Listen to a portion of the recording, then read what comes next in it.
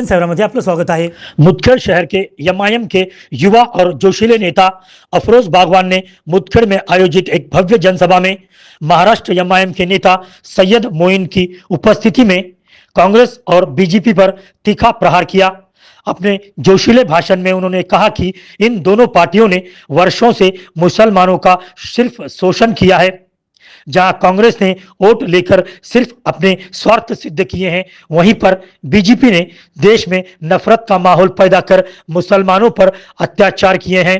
लेकिन समुदाय के वास्तविक विकास और हक की लड़ाई के लिए इन्होंने कुछ भी नहीं किया।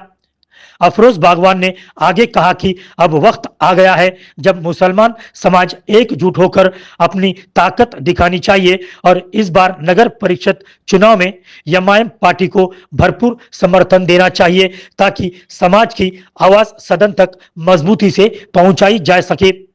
उन्होंने युवाओं से भी राजनीति में सक्रिय भागीदारी लेने की अपील करते हुए कहा कि अब खामोश रहने का नहीं, हक के लिए आगे बढ़ने का समय है।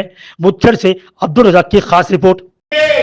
जो आदिवासी हो, दलित हो, धनगर हो, बंजारा हो, होने वाले उनके जुल्म के खिलाफ अगर कोई आवाज में उठती है तो उसका नाम आपकी और मेरी जमात मजलिस इत्तेहादुल मुस्लिमीन है।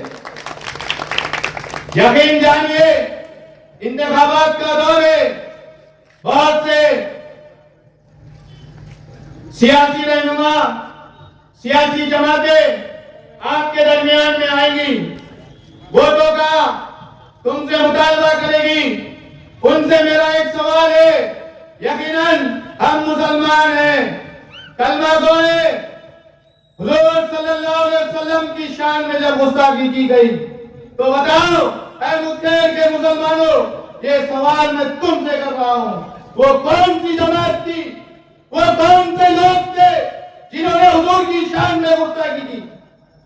आज वो लोग जिनको हम सेकुलर समझकर आज हमने उनको वोट दिया, उनको दावत बख्शी, उनको औहदा दिया, उनको 2 बार का रियासत का, आज उनको चीफ मिनिस्टर बनाया। बताओ तुमने और हमने क्या किया? तुमको और मुझको क्या मिला?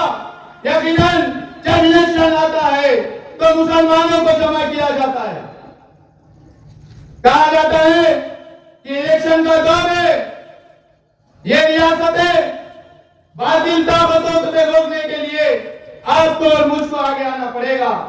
हमने हर वक्त बहरहाल कांग्रेस का साथ दिया। हमने 2019 के लोकसभा में हमने इस कॉन्स्टिट्यूंसी से, इस नांदेड़ लोकसभा से खासदार मरहूम बलवंतराव चौहान साहब का साथ दिया था। वो तो इस दुनिया से फानी हो गए, लेकिन 2025 में हमने उनके बेटे रविंदर चौहान को वोट दिया। जब मेरे रसूल के बारे में जब खराब शराब बका जाता है तो वही रविंदर चौहान क्यों नहीं है? एक पार्लियामेंट में एक अपना पार्लियामेंट में बिल क्यों नहीं पेश करता जिसको सेपरेट बिल कहा जाता है कि यही मुसलमान थे जिन्होंने कतारें लगाकर आपको जिताया था साहब। बोलो तो सही, आज वोट का मुतालबा करेंगे, तुमको कैलकुलेशन बताएंगे, तुम इनके कैलकुलेशन में आने की जरूरत नहीं है। आज मजलिस अगर यहाँ आई है तो आपके हक और हुकूक की लड़ाई लड़ने के लिए आई है। मजलिस यकीनन कुछ लोग कह रहे हैं कि मजलिस यहाँ पर सियासी हलचल को और किसी को फायदा या किसी को नुकसान करने के लिए आई है। मेरे भाई, अगर किसी को फायदा और किसी को नुकसान पहुंचाने की जरूरत होती तो हम इलेक्शन में हिस्सा नहीं लेते। क्यों? कि हम भी कारोबारी हैं। हमको अवाम की खिदमत करना है।